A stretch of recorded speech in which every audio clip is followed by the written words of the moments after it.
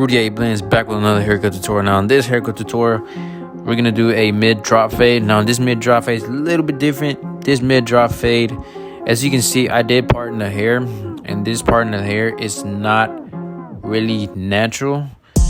Basically, that's from where he actually personally wanted it. He told me, he's trying to grow like a man bun. So this is the beginning of a man bun. And before he did have like a slick back. Now that slick back is gone, so we're gonna let that other sides grow, which he's kind of gonna go through that little stage that he can't really do anything with his hair because he still has to let it grow out. Now I am leaving my first bald line with the Barber trimmers. My trimmers are not zero gap. I don't like trimming. I don't like having zero gap trimmers. I feel like I personally shake too much sometimes, and though I do have a heavy hand, I don't have a steady hand. I really have to hold my breath while I'm doing the edge up. And when I'm doing the edge up, I'm slightly tapping, I try to be quick, because if I take too much time, I do shake a lot. That's just personally, that's just my style, That's basically how I learn and how I make straight edge ups. Now I did ball them out. Now I'm balling them out, as you can see. If you are leaving a harsh guideline, don't press hard. You don't gotta press hard. Just imagine the trimmer's a knife. You're basically cutting. You're cutting the skin. There's no need for you to be tapping it hard. Let the trimmer do its work. Now I got my Barber shavers. Now I did slap them in there, and then I started shaving. Self-explanatory. This would be the easiest part of the fade, since you basically just shaving them off.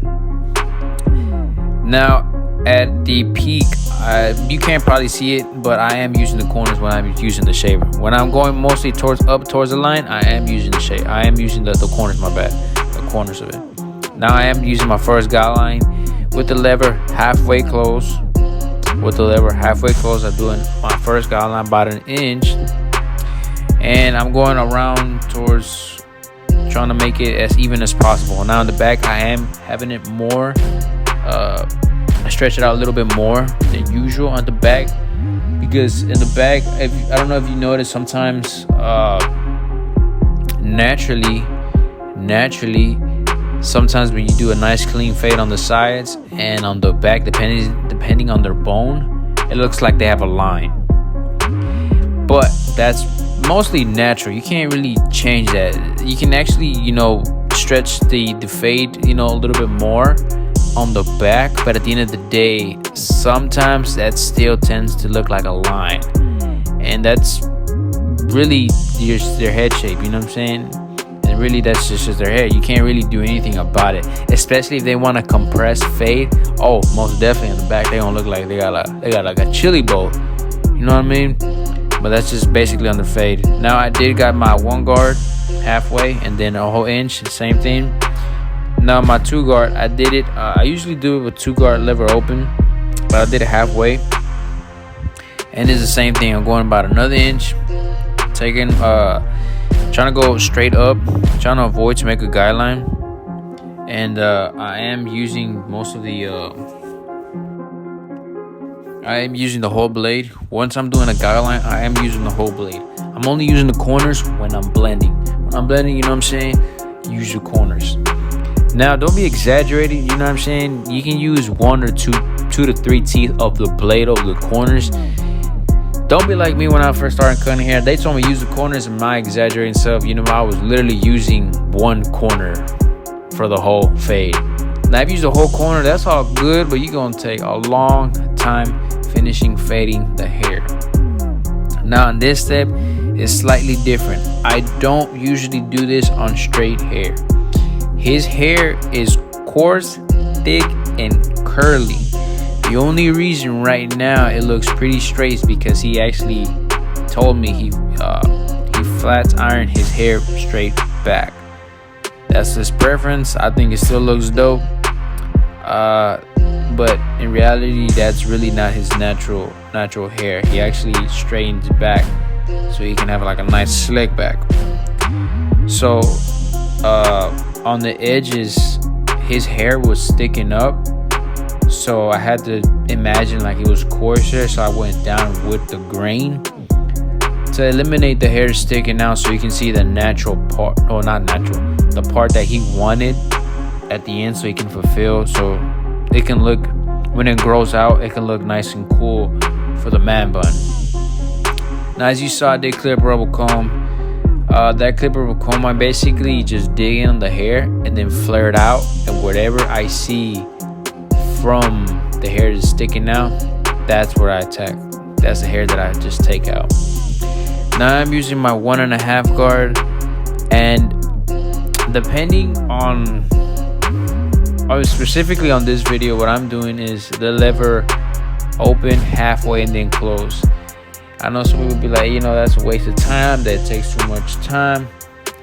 And at the end of the day, it might do take a little bit more time, but when you do detail work, sometimes it takes the same amount of time, because you might do more detail work than usual. You know what I mean? So it really just depends. So right now, as you can see, I'm freehanding. I could have just got the 2 guard and went straight up, but you know, I wanted to skip that step and use the butt of the heel and just, you know what I'm saying, just try to blend in as much as I can. Now on the 1.5 guard, I was attacking the line between the 1 and the 2. Now with the 1 guard closed, I'm attacking the line between the half and the 1.5.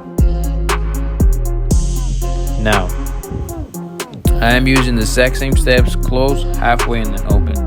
Close, halfway, and then open. Now I'm blending. So since I'm blending, I'm obviously going to use the corners. You know what I mean? You don't want to use a whole blade, because then you're going to have to start over again. Sometimes there's some occasions that you do have, that I actually use the whole blade, because it doesn't want to come out the line. So sometimes it needs a little bit more, I guess, more force, and that takes out the line completely. Now, when I was first starting cutting hair, I didn't want to buy the wall premium guards. I don't know why. At the time, money was pretty tight, so I didn't really want to buy the wall premium guards. But I remember there was there's like at least 6 times, man, it was embarrassing.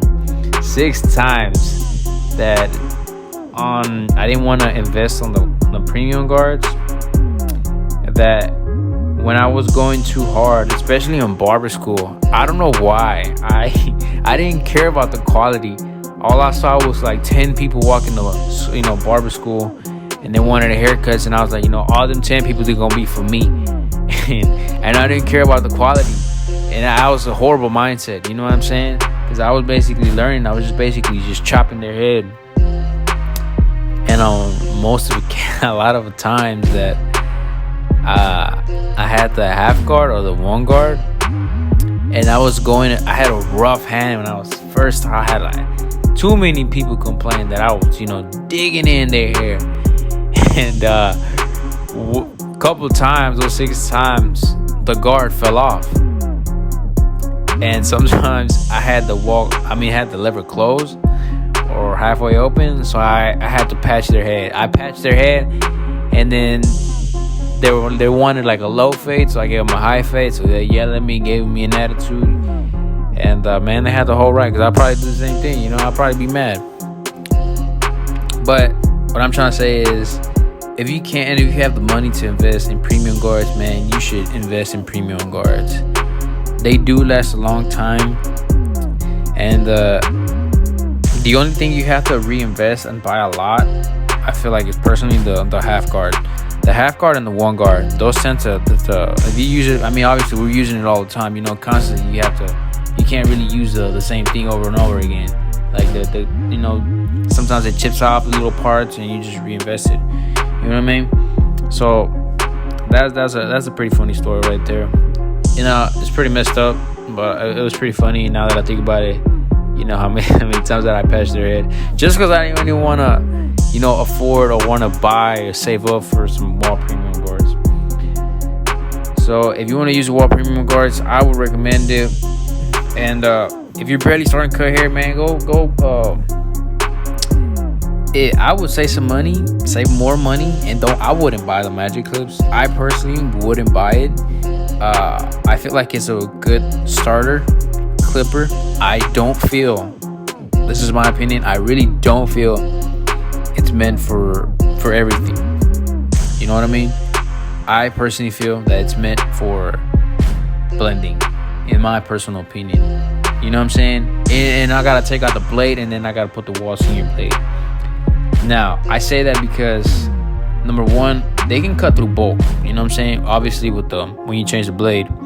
But what I've noticed that there were a bunch of times that I was fading, and I could have sworn I had the lever open, and then so there's sometimes that boom, the lever was closed, and I was like, I could have sworn I had this open, and I could have sworn I was tacking this line open. So I would have to restart over the fade. I have to lift up the fade even higher and higher. But then I noticed it wasn't me, it was the lever. So I mean, I didn't like that, and automatically you can just be like, well, why ain't you just tighten the bolt for the lever?